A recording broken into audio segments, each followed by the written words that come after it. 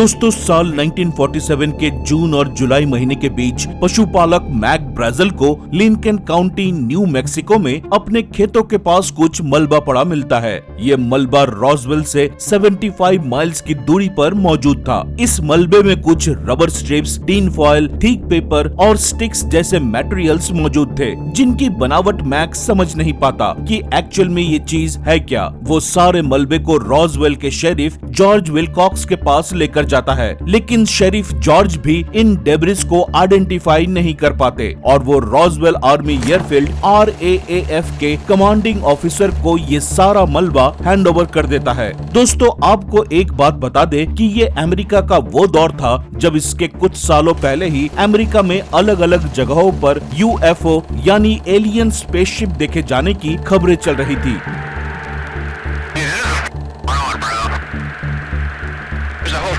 Look on the SA. My gosh. The whole thing, dude.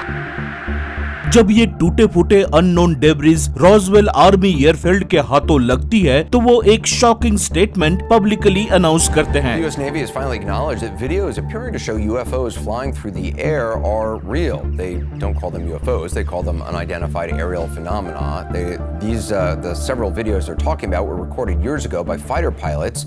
Then in 2017, they were made public by the New York Times. More now from our Randy Kay. जिसमें कहा जाता है कि America में UFO को लेकर जो अफवाहें चल रही थी वो सब कुछ हकीकत है, लेकिन डिस्क की रियलिटी की बात को एक्सेप्ट करने के अगले ही दिन US आर्मी अपनी बात से मुकर जाती है और ये स्टेटमेंट जारी करती है कि जो टूटा फूटा मलबा उन्हें मिला था वो और कुछ नहीं बल्कि एक वेदर बैलून की डेब्रिस थी। सबूत के तौर पर मलबे में मौजूद टीन फॉयल के साथ मेजर जेसी मार्शल की तस्वीरें पब्लिक की जाती है। इसके बाद कुछ सालों तक एलियंस और UFO से जुड़ी बातें ठंडी पड़ जाती है और इस पर से लोगों का इंटरेस्ट भी खत्म हो जाता है। लेकिन साल 1970 में एक बार फिर से UFO और एलियंस की खबरें गर्माहट पकड़ने लगती है। In 1947, something fell from the sky over Roswell. Something so bizarre, the U.S. Air Force issued a press release saying a flying disc had crashed. That, though, was quickly recanted.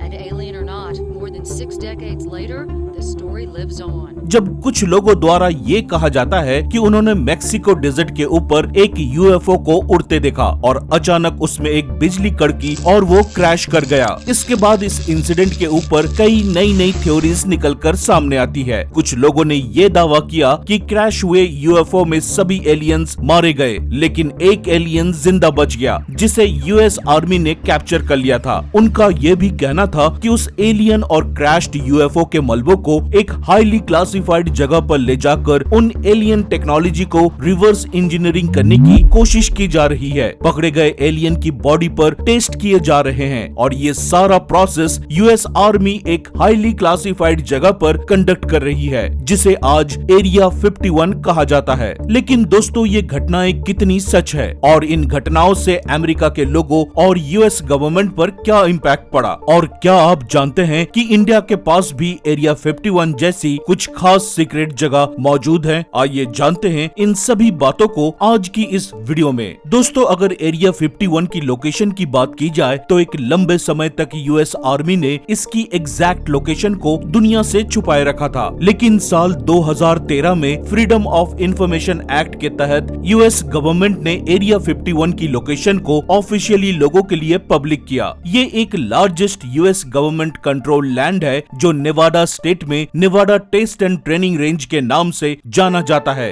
ये Mojave desert के बीचों बीच मौजूद है। दोस्तों अब सवाल ये उठता है कि एरिया 51 में एग्जैक्टली होता क्या है और इसे बनाया ही क्यों गया। इसको बनाने के पीछे 2 थ्योरीज सपोर्ट करती है। एक तो कंट्रोवर्शियल एलियन थ्योरी जिसे हम वीडियो की स्टार्टिंग में डिस्कस कर चुके हैं, और दूसरा ये एक highly classified US air force facility है जहाँ पर नई जनरेशन के फाइटर जेट प्लेन्स और सर्विलेंस प्लेन्स प्लेन्स बनाए और टेस्ट किए जाते हैं। इस बात को यूएस गवर्नमेंट खुद भी एक्सेप्ट करती है। दरअसल इस पूरे मुद्दे की शुरुआत होती है साल 1950 में, जब सोवियत यूनियन और अमेरिका के बीच कोल्ड वॉर चल रहा था। 1949 में जब सोवियत यूनियन ने अपना पहला न्यूक्लियर बॉम्ब टेस्ट किया तो अमेरिका के लिए इसकी डिटेल्स निकाल पाना इम्पॉसिबल था। इसीलिए अमेरिकन प्रेसिडेंट ड्वाइट आइजनहावर ने साल 1953 में CIA के साथ मिलकर एक सीक्रेट मिशन प्रोजेक्ट एक्वाटोन शुरू करते हैं, जिसमें वो एक ऐसा स्पाई एयरप्लेन बनाने की प्लान बनाते हैं जो बिना सोवियत यूनियन के कांटेक्ट में आए उनके न्यूक्लियर प्रोग्राम पर कड़ी नजर रख सके। इन स्पाई एयरक्राफ्ट को बनाने और टेस्ट करने के लिए अमेरिका को एक खुफिया लोकेशन की तलाश थी। दोस्तों, ये वही दौर था जब अमेरिका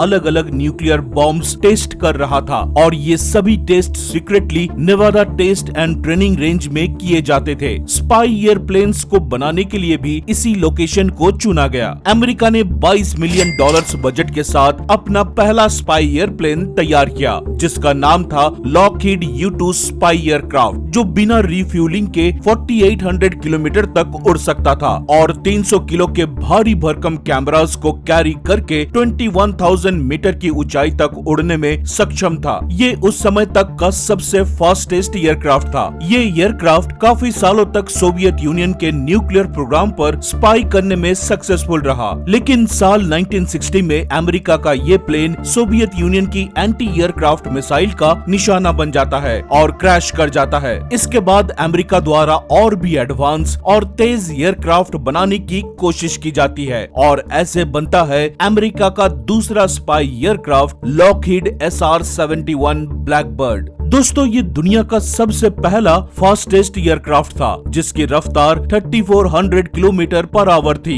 और ये एयरक्राफ्ट 24,000 मीटर की हाइट तक उड़ सकता था। इतनी तेज और इतनी ऊंचाई पर उड़ने वाले ऐसे खतरनाक प्लेन की सीक्रेसी बनाए रखना बहुत जरूरी था। साथ ही इस प्लेन को सीक्रेट तरीके से टेस्ट भी करना था। इस तरह के बेहद तेज और ऊंचाई पर उड़ने वाले ऐसे प्लेन्स को 1970s के वक्त उड़ाकर टेस्ट किया जाता था। दोस्तों, आपको बता दें कि ये वो दौर भी था जब अमेरिका के आसमान में UFOs को देखे जाने की खबरें चलती रहती थी। कई लोगों और पायलट्स ने भी UFOs देखने का दावा किया। तो क्या ये एक महज इत्तेफाक नहीं हो सकता कि लोगों को ये भ्रम तेज उड़ने वाले एयरक्राफ्ट SR-71 ब्लैकबर्ड प्लेन को देखकर होता हो, क्योंकि इन स्पाई प्लेन्स की टेस्ट ज्यादातर शाम के वक्त धरती से हजारों मीटर की ऊंचाई पर सूरज ढलने के दौरान कंडक्ट किया जाता था। शाम की तेज और पैनी सूरज की किरणें जब ऐसे अजीब तेज उड़ने वाले स्पाई प्लेन्स पर पड़ती थी तो ये दूर से किसी चमकते डिस्क के शेप जैसा नजर आते थे, जो तेजी से यहाँ से वहाँ उड़ते हुए दिखते थे। शायद UFO और एलियंस के रूमर्स को फैलाने के पीछे भी गवर्नमेंट का बहुत बड़ा हाथ था, क्योंकि जब अमेरिका सोवियत यूनियन पर स्पाई करने के लिए इन तेज विमानों का इस्तेमाल कर रहा था तो इन एलियंस की खबरों से रियलिटी को छुपाया गया, ताकि पूरी दुनिया का ध्यान एलियंस के होने पर रहे और यूएस चुपचाप सीक्रेटली रूस पर स्पाई कर सके। लेकिन दोस्तों, अमेरिकन गवर्नमेंट के द्वारा इस एलियन कंस्पिरेसी थ्योरीज को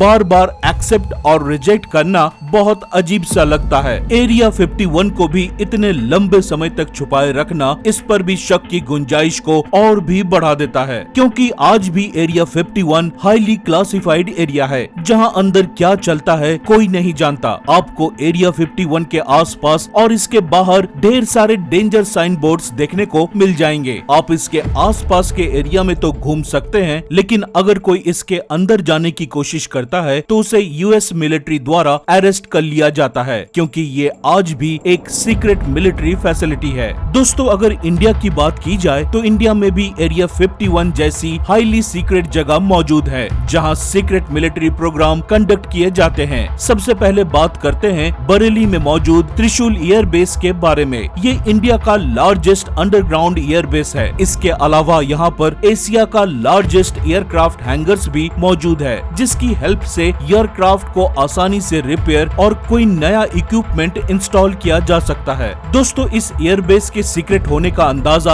आप इस बात से लगा सकते हैं कि एक समय था जब इंडिया के पास एक बहुत ही तेज और खतरनाक MiG-25 फॉक्सबैट फाइटर जेट हुआ करता था, लेकिन इस फाइटर जेट के होने की इंफॉर्मेशन किसी भी देश के पास नहीं थी। यहाँ तक कि इंडिया में भी बहुत कम लोगों को इसके बारे में जानकारी थी। इसके बारे में तब पता चला जब 2006 में इस एयरक्राफ्ट को रिटायर किया गया। ये एयरबेस इतना सीक्रेट है कि किसी ने भी कभी भी इस एयरबेस से किसी भी फाइटर प्लेन को उड़ान भरते नहीं देखा। इंडिया के अगले सीक्रेट एरिया की बात की जाए तो वो है Pokhran nuclear test site range. दोस्तों, साल 1998 में मई के महीने में यहीं पर भारत ने न्यूक्लियर टेस्ट कंडक्ट किया था, लेकिन तब से लेकर आज तक यहाँ पर मिलिट्री सुरक्षा को 5 गुना बढ़ा दिया गया है। यहाँ कुछ तो बहुत हाईली क्लासिफाइड प्रोग्राम चल रहे हैं, जिसकी सिक्योरिटी BSF, रॉ, यहाँ तक कि इंडियन आर्मी भी करती है। ये एक इंडियन मिलिट्री फैसिलिटी है जहाँ आम लोगों का जाना मना है। इंडिया का अगला हाईली सीक्रेट एरिया आता है व्हीलर आइलैंड। ये आइलैंड उड़ीसा के भुवनेश्वर से 150 किलोमीटर की दूरी पर मौजूद है और इसे अब्दुल कलाम आइलैंड भी कहा जाता है, क्योंकि इस आइलैंड को इंडिया के प्रेसिडेंट अब्दुल कलाम जी ने बनवाया था। यहाँ पर मेजर मिसाइल टेस्टिंग फैसिलिटी मौजूद है, जहाँ अग्नि और पृथ्वी जैसे बैलिस्टिक लॉन्ग रेंज मिसाइल्स को इंडियन आर्म्ड फोर्स के द्वारा टेस्ट किया जाता है। इस आइलैंड पर भी किसी भी आम इंसान का जाना मना है, जिसकी सिक्योरिटी इंडियन आर्मी करती है। दोस्तों, इसके बाद हम बात करेंगे इंडिया के खूबसूरत अंडमान और निकोबार आइलैंड की।